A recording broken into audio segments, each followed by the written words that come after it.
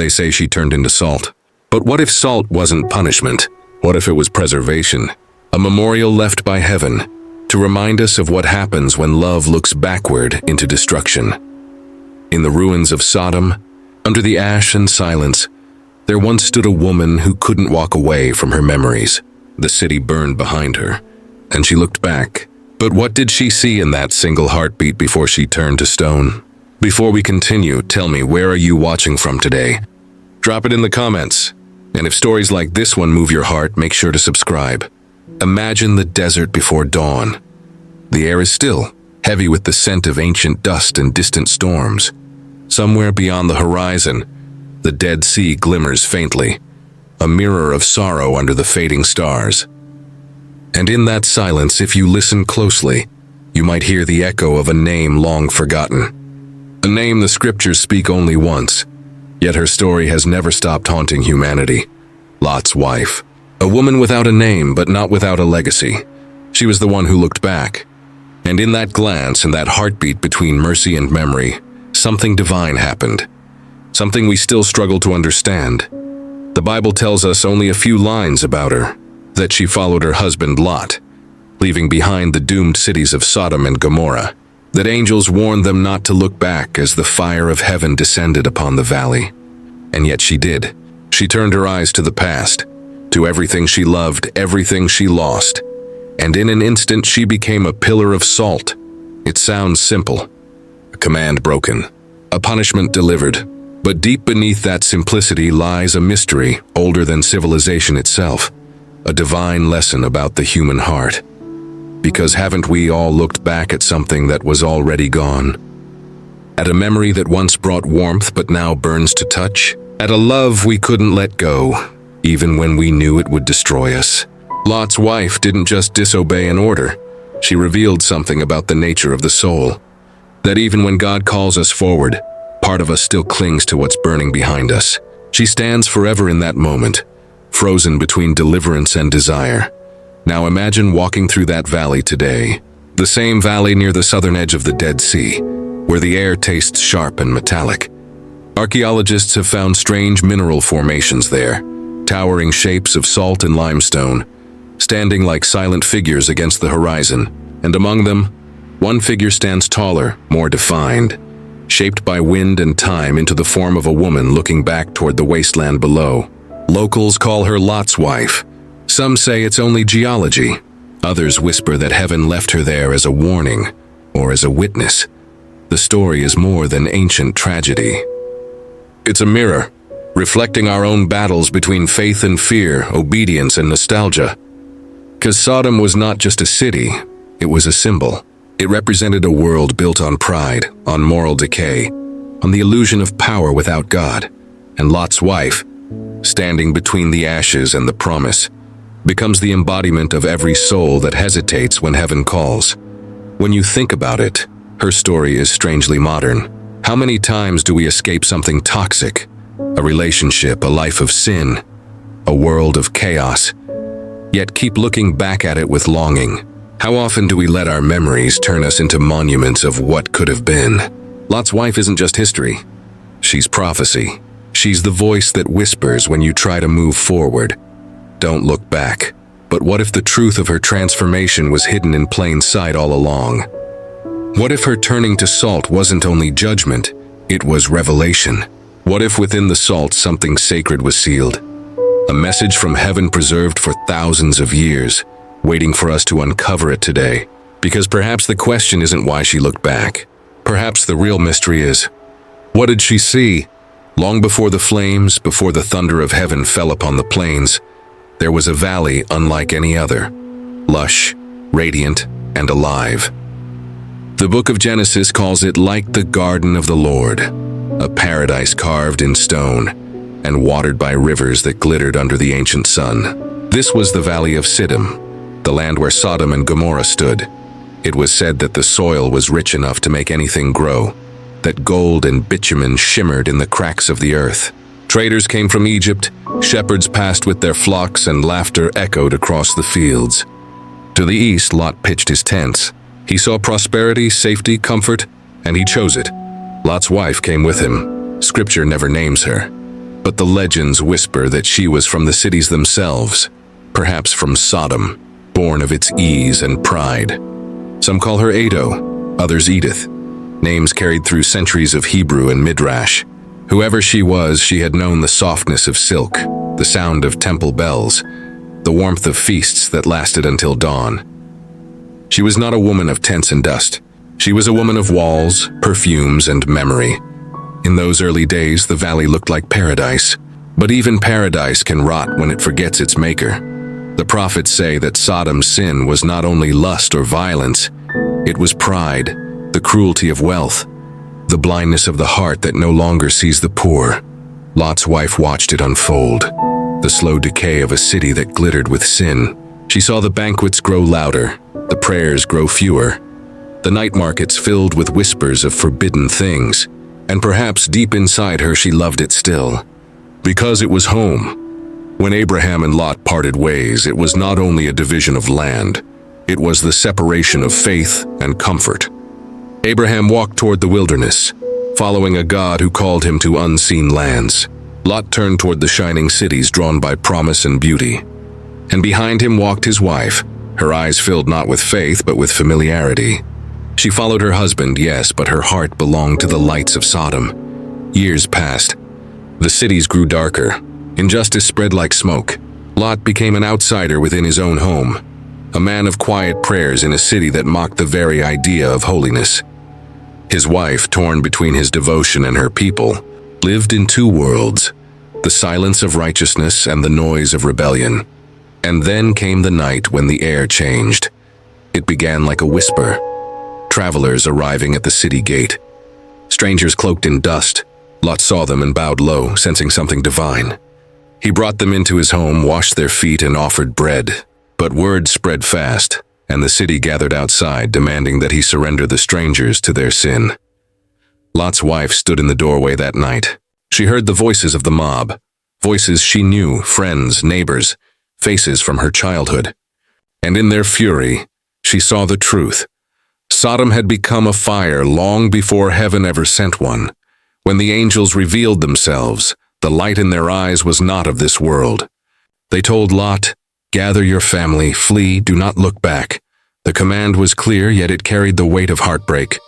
For to flee meant to abandon everything, her friends, her home, her possessions, her memories, the scent of her garden, the laughter of familiar streets. To obey was to die to herself before death ever came. At dawn, the sky turned the color of molten gold. The angels took them by the hand and led them out of the city. Lot's wife hesitated.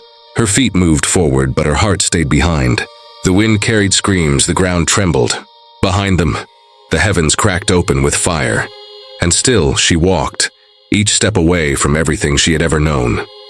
It's easy to judge her now, from the distance of centuries. But imagine it.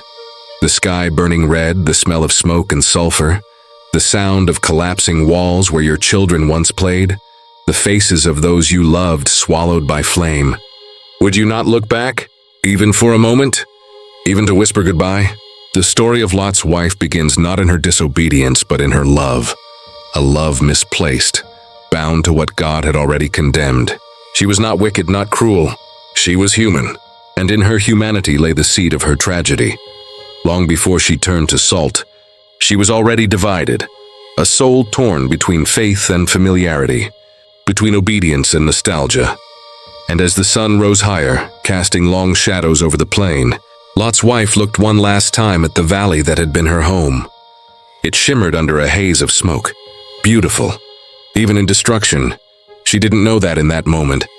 Heaven was watching, and that this glance, this fragile, human longing, would become one of the most haunting symbols in all of Scripture. Because sometimes it isn't sin that destroys us. Sometimes it's the refusal to let go of what's already gone. And that's where the true mystery begins. The morning that followed was unlike any dawn the world had seen. The sky pulsed with ash, the earth still quivering as though it remembered the wrath it had just endured.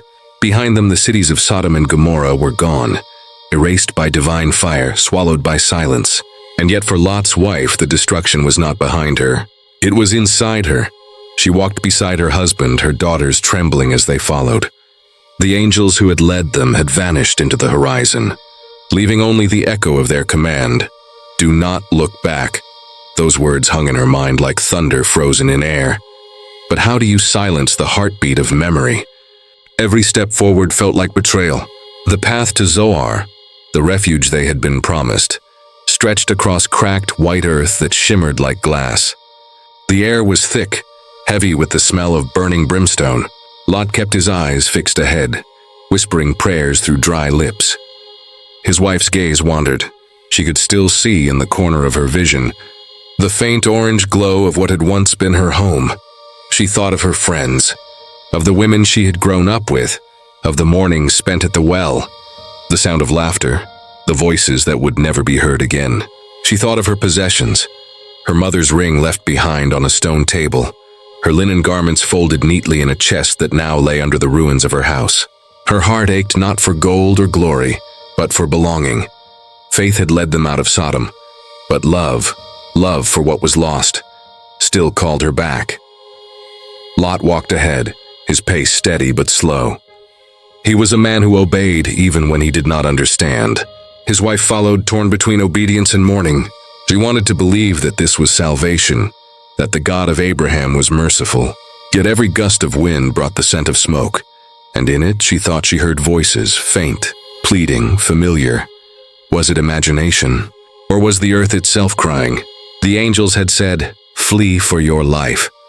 But she had left her life behind. In her heart, a question began to form, a dangerous question, but a human one. What kind of God destroys so completely? She did not know that the true test of faith was not escape. It was trust. To trust that what lies ahead is greater than what's burning behind. The path grew steeper, winding through cliffs of salt and stone. The sun was now blazing white, reflecting off the ground like shards of mirror. Lot's daughters clutched their mother's robe, their tears leaving trails of dust on their cheeks. "Don't look back," their father said again, voice trembling. And yet the more he said it, the more her heart resisted. She remembered the first night she had met him, a man of faith in a world of noise. She remembered the way he had spoken of his uncle Abraham, of the one true God who spoke from the heavens. She had admired him once, followed him into the unknown. But now, with fire behind and emptiness ahead, her faith felt fragile. Maybe she wanted one last look, not of rebellion but of closure, to see with her own eyes that it was over, that her home was truly gone. As the heat shimmered around them, a strange stillness fell. Even the cries of the earth seemed to fade, and in that silence she heard something faint, a child's cry or perhaps a woman's scream. She turned her head slightly, her breath catching. Lot reached for her hand, but she slipped from his grasp. "Keep walking," he pleaded. But she could not. In her heart, love was stronger than fear. She turned. The world behind her was a sea of fire and smoke. The valley she had known was now a furnace of molten stone. Yet even through the flames, she saw shapes, shadows of streets, outlines of houses, perhaps even the faint glimmer of the river that once ran through Sodom. It was beautiful and terrible all at once, like a memory that both comforts and destroys. And in that instant, the divine command met human longing. The heavens, which had been roaring with fire, went still. The air thickened, heavy and alive. A cold light fell upon her and her heartbeat stopped. Salt crystallized on her skin. Her tears hardened midstream. Time itself seemed to pause. Lot's wife stood there, halfway between the living and the lost. No longer flesh, not yet dust. But before she turned completely, before the last breath left her, she saw something beyond the flames. Some say she saw angels hovering over the valley, sealing what was once paradise into eternal silence. Others believe she saw her own soul reflected in the fire. The truth that heaven's mercy was never cruelty, but cleansing. And then she was gone. The wind swept across the plain, scattering the ash of Sodom across the desert, where she had stood. A pillar of salt shimmered white against the burning horizon. Lot turned, and for the first time he understood that obedience without love can save the body, but not the heart. He fell to his knees, covering his face. His daughters clung to him, trembling. The pillar stood motionless, glistening in the light, a silent monument to the war between faith and memory. Generations would pass before her story was spoken again. Yet her image endured, carved in salt, preserved by wind and time. Some travelers swore they could see her form still. A woman turned toward the past, forever gazing at what once was. And though the scriptures mention her only in passing, her silence speaks louder than any verse, because she is not just a warning, she is a reflection. A mirror for anyone who has ever tried to leave behind a life they loved, yet still felt its pull. The tragedy of Lot's wife was not that she looked back, it's that she could not bear to look forward. And as the wind howled through the valley, carrying whispers of fire and salt, the angel's words echoed once more, not in the air, but in the heart of all who would remember her. Do not look back, for what lies ahead is greater than what you've lost. And that's when the prophecy began to unfold. There are moments when silence becomes the most powerful voice. For Lot's wife, silence began to scream the day she noticed the angels appear at their gates. They did not knock. They stood tall, radiant, and motionless, like witnesses of something already decided. Their eyes did not blink, and their words felt heavier than thunder. She had heard rumors of angels before, men who shone with divine fire, but never had she believed such tales. Yet when they entered her home, the air changed. The candles flickered, her heart stuttered, and time itself seemed to bow. They came not for comfort, but for warning. Lot, trembling, begged them to rest. But their gaze swept through the house as if searching for something long lost. One of them spoke, "This city has cried out before the heavens. The measure of its sin is full. Leave. Take your wife, your daughters, go, and look not behind you." She felt the words slice through her chest like wind through glass. Leave? Everything? The streets that had known her laughter. The market where she traded spices. The olive trees planted with her own hands. The songs, the people, the rhythm of life that made her who she was. Lot's wife looked around the room. The embroidered curtains, the pottery glowing under firelight, the tiny sandals her daughters had outgrown, and a strange ache filled her. She wanted to ask the angels why. Why must they abandon the only world they knew? But her tongue refused to move, as if a divine seal had pressed upon her lips. Outside, the city continued as if nothing had changed. Music floated from the courtyards. Laughter rose from the streets, and torches painted gold on every wall. Yet beneath it there was a tremor, like the earth waiting to exhale. She felt it before it happened, that subtle shiver beneath her feet. The ground seemed to hum, low and steady, like a distant drum. Then came the smell. Burnt iron, rainless lightning, and something unearthly, something holy. The angels urged haste. "Take them and go now," one commanded. Lot gathered his daughters, trembling, but she lingered. Her fingers brushed over the table one last time, over the little clay lamp still warm from her hand. In that single touch, she felt the weight of her entire existence.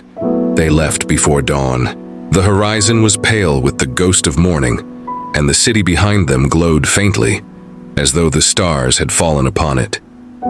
She could still hear laughter, faint and echoing, like the sound of the past refusing to die. The angels walked ahead, swift and silent. Lot clutched his daughters, urging them to move faster. But his wife walked slower. Every step was a struggle against her own heart. Her body moved forward, but her soul clung backward, to the home that had shaped her, to memories that whispered her name, and then something within her began to question the divine. Why would a merciful God destroy everything? Could not a single prayer save the city? Could not her own faith count for something? She remembered Abraham's words, that he had bargained with God, that even 10 righteous souls might have spared them all. But there were not 10, not even 5, perhaps not even 1. And then came the fire. It was not thunder. It was not rain. It was judgment. From the heavens poured a storm that no mortal could name. Liquid light, searing, roaring, consuming. The wind screamed as if alive. The sky turned red, and the earth beneath them shook with fury. Lot's wife stumbled. The angels moved faster, their glow fierce now, urging the family to the mountains. "Look not behind you," they cried again, but how could she not? Behind her, her world was ending. The streets where her children played, the friends she had loved, the laughter of the marketplace, all gone in a breath. She heard screams that no one could silence, and a part of her, still human, still tender, could not let go. Tears blinded her. Her breath broke into sobs. And in that moment of unbearable loss, she turned. The sky split open behind her. Fire poured down like molten glass. The wind turned her veil into flame. But what she saw was not just destruction. She saw beauty. Terrible, awe-filled beauty. The kind that only the divine can create. The city glowed like 1,000 suns, like the heart of the universe burning in holy rage. And for one fleeting instant she understood. This was not punishment alone. It was cleansing. And in that understanding, her body froze. The fire did not burn her flesh. The light did not consume her. She became still, utterly still, as if time itself could not bear to move her forward. Her tears crystallized. Her body turned white as salt. Her face fixed toward the past she could not release. In her final gaze was both love and defiance. Love for what she had lost. Defiance for the command she could not obey. The angels did not look back, they knew. Judgment had claimed her, but the wind that passed through the valley carried a strange, haunting whisper. A sound like her final breath turned into prayer. Some say that whisper still echoes through the desert. Forgive me. I looked back only because I loved too much, and though her body became salt, her memory became eternal. A warning carved into the earth, not of rebellion, but of the peril of clinging to what must be left behind. For sometimes, the greatest test of faith is not in believing, but in letting go. The valley of Sodom was silent after the storm. The fires had faded, the screams were gone, and the wind carried only the faint hiss of ash falling like snow. The dawn rose over a world erased. No walls, no towers, no laughter. Only a wasteland shimmering under a veil of smoke. Lot did not look back. He dared not. His daughters clung to him, trembling and pale, their clothes blackened with soot. Every step felt heavier than the last. But somewhere behind them, still within sight if one turned, a figure stood unmoving upon the ridge, a figure that had once been his wife. He could feel her absence like a wound. He could not see her, but he knew. The angels had said not to turn, yet every fiber of his being screamed to go back. But there was a force stronger than love that held him still. Fear. Not fear of fire, but of understanding. Fear that if he turned, he too would see what she saw, and would never return. The angels led them farther into the desolate hills beyond Zoar, until the air grew thin and the cries of the earth were but whispers. Only then did they stop. Lot fell to his knees, clutching the dust. The youngest daughter began to sob quietly. The eldest stared into the distance toward the smoldering valley that still glowed faintly beneath the morning light. And though they did not see her, she saw them. For the woman once called Lot's wife was not entirely gone. Her body was salt, her form fixed, but her soul was suspended between what was and what could have been. She was conscious but not alive, bound yet watching. The judgment that turned her to salt had not erased her memory. It had preserved it. She could still see the city burning, the sky trembling, the angels vanishing into light. She could still see Lot walking away with their daughters, unaware that the love that had guided them was now frozen forever behind. And in that eternal stillness, she began to see the truth of what she had done. She had not turned merely out of curiosity. No, it was love that turned her eyes, but pride that held them there. Love for her home, pride in what she had built, and fear of living without the world she had shaped. She had trusted in her own hands more than the hand of heaven. That realization came like lightning, a truth too heavy to bear, even for a soul of salt. Lot's wife, whose name the scriptures never tell, became something more than a warning. She became a mirror. For every generation that would follow, she would stand silent upon that ridge, her white form gleaming under the desert sun, asking one question without words. What are you unable to leave behind? The years passed. Winds swept through the plain. Empires rose and fell. Travelers came and went. And still she stood there, watching, remembering. Some said her figure changed with the seasons, that in the dawn light she looked almost human again, her eyes glistening with tears that the sun could not dry. Shepherds whispered that when the night grew still, they could hear a soft sound near her statue, like a woman's sigh, or a prayer lost in time. But there was another truth, one even deeper, one that the angels had not spoken aloud. Lot's wife had not only looked back at her city, she had looked into it into its heart, into its spirit. And for one terrible, sacred instant, she saw the world as God saw it. The corruption, the cruelty, the laughter of men at the suffering of others, it had all been laid bare. The beauty she thought she was mourning was an illusion. What she loved had already died long before the fire fell. That was her punishment, and her revelation, to understand too late. Lot, in his grief, never spoke her name again. He called her only the one who turned back. The daughters, though they wept at night, eventually learned to live, but the silence of their mother haunted them like a second shadow. In the stillness of the caves where they hid, Lot often woke with her name caught in his throat. He dreamed of her voice, of her hands brushing the dust from his robe, of the way she had once looked at him with the quiet devotion of a wife who believed her world was safe. But when he awoke, there was only the sound of wind and the distant crackle of the cursed valley. He did not know that she, even in her petrified stillness, was praying for him. Not aloud, not with words, but with the unspoken language of regret. There are legends whispered by the desert tribes that once every 100 years, when the moon turns red and the valley breathes smoke again, the statue of Salt shimmers and moves. They say that for a heartbeat she turns her head toward the mountains, toward the family she lost, and weeps. And in that single tear, all the longing of humankind is contained. To look back is human. To turn away is divine. But between those two choices lies the place where all souls must stand. The moment of testing, when love and obedience tear the heart in two. And Lot's wife, frozen forever at the edge of salvation, became the monument of that struggle. Not simply a symbol of disobedience as the scholars preach, but of the unbearable cost of memory. For what is more human than to remember? And what is more divine than to forget what must be left behind?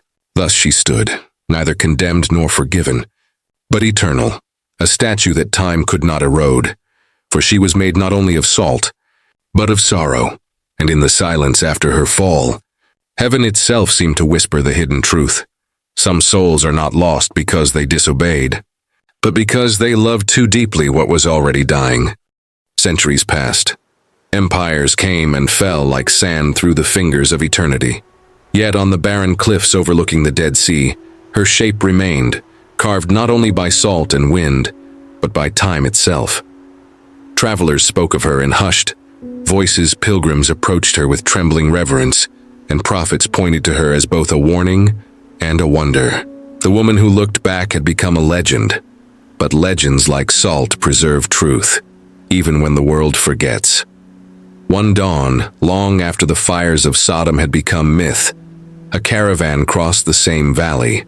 Among them was a scholar, an old man who carried scrolls wrapped in cloth and eyes weary from seeking. He had heard the tale since boyhood, of the woman who turned, of the pillar that gleamed under heaven's judgment. But he came not for fear nor for curiosity. He came because something within him whispered that her story was unfinished. When he reached the ridge, the air was thick with silence. The salt field shimmered like frozen waves, each glint of light like the memory of fire. And there, upon the highest crest, stood the figure. Her face turned forever toward the ruins of Sodom, her outline unmistakable, her body a mixture of crystal and shadow. He approached slowly, each step crunching underfoot, the taste of salt heavy on his tongue. The closer he came, the more he felt that this was not just a statue. It was a presence. He felt watched, not in fear, but in a sorrow too ancient to name. He placed his hand upon the salt and whispered a prayer. "Forgive us," he said softly, "for we still look back." And for a moment, just a heartbeat, he thought he felt the salt tremble beneath his palm. The scholars later wrote that the valley itself carries an energy, a residue of divine fire. Some said it was the brimstone beneath the earth. Others claimed it was the memory of judgment. But those who stood where she stood all felt the same thing, a weight, a silence, and the strange sense that her story was not only about the past, but about the world to come. For in that valley nothing grows. The salt kills all roots, yet it preserves. It keeps form, essence, truth, untouched by decay. The Dead Sea is called dead, yet it keeps everything that enters it perfectly sealed, unspoiled by time. And perhaps that is the meaning that heaven left behind, that what is judged is not always destroyed. Sometimes it is kept, so that we never forget. Some ancient rabbis believed that Lot's wife became the first witness, that her pillar stands as testimony for the final judgment. When the last days come and the trumpet sounds, she will rise from the salt, her eyes still glistening, and speak what she saw. Others, more mystical, whispered that the salt holds voices, that under the moonlight, if you listen long enough, you can hear echoes trapped in the crystal. Cries of cities, laughter of children, the sigh of a woman who once loved too deeply. And then there are those who believe the story never ended at all, that somewhere in that same valley, there lies another figure beneath the crust of salt and stone, the mirror of Lot's wife, not a monument of judgment but of mercy. They say an angel descended after the fire had ceased and touched the ground beside her, leaving behind a second pillar hidden beneath the earth. A symbol of compassion to balance her sorrow, judgment and mercy side by side, unseen but eternal. Perhaps that is why the Dead Sea glows at night, why the wind that crosses it hums like a lament. It is said that when the stars align, the Egau Valley becomes a reflection of heaven, and the pillar of Lot's wife stands as the bridge between what is remembered and what is redeemed. Even today, scientists have tried to explain the phenomenon. They study the salt domes, the mineral layers, the seismic shifts. They call it coincidence. Yet none can explain why the figure remains so eerily human, why its shape resists the erosion of centuries, or why the air around it carries that same unearthly stillness described in the oldest scrolls. Some truths refuse to die, and so her story continues, not in scripture but in silence, not in words, but in the haunting shape that defies time. Because every age has its Sodom, every heart has its burning city, the place of desire, memory, and loss. And every soul stands at least once on the ridge where Lot's wife stood, faced with the same command. Do not look back. But we do. We look back at what we've lost, at what we've loved, at the ashes of dreams we thought eternal. We look back because part of us cannot move on until we understand why the fire came. And that is where her legend finds its power. For Lot's wife is not simply a caution, she is compassion made visible. She reminds us that divine mercy and human weakness are forever intertwined, that even in our disobedience, heaven does not forget us, it memorializes us. In every tear of repentance there is salt. In every memory too painful to bear, there is preservation. And in every soul that looks back, not to defy God, but to understand Him, there lies a reflection of the woman who turned. Her story did not end with her stillness. It began there, because the salt she became was not only judgment, it was remembrance, a testament carved in the simplest of elements, meant to endure until the world ends. And perhaps that is the greatest mystery of all, that what heaven turns to salt, it also turns to story.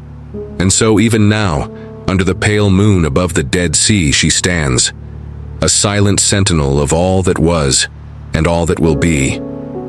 The wind rose suddenly over the valley, a restless wind that carried whispers through the salt formations like the breath of something ancient stirring. The scholar who had once placed his hand upon her form had long turned to dust, yet his question lingered in the air. What did she see? For centuries, preachers, prophets, and wanderers had repeated her story. They spoke of judgment, of disobedience, of a woman who defied the command of heaven. But none had asked the deeper question, the one that trembles at the edge of understanding, not why she looked back, but what she saw when she did. The scriptures tell us only that fire fell from the sky, that sulfur and brimstone devoured the cities of sin. Yet the book of wisdom, the Midrash, and the whispers of the desert tell another story, one less about punishment and more about revelation. They say that as Lot's wife turned, time itself slowed.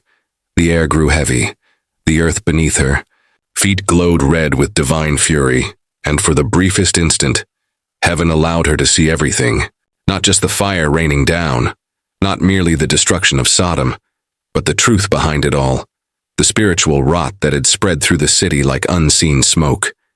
She saw hearts blackened with cruelty, hands stained with blood, laughter twisted into mockery of holiness. She saw how humanity had become unrecognizable to the very God who had once walked among them. And then, in that same breath, she saw something else. She saw herself, not as she appeared, but as she was, her pride, her attachment, her longing for a life that had already died. She saw the mirror of her own soul within the flames of her home.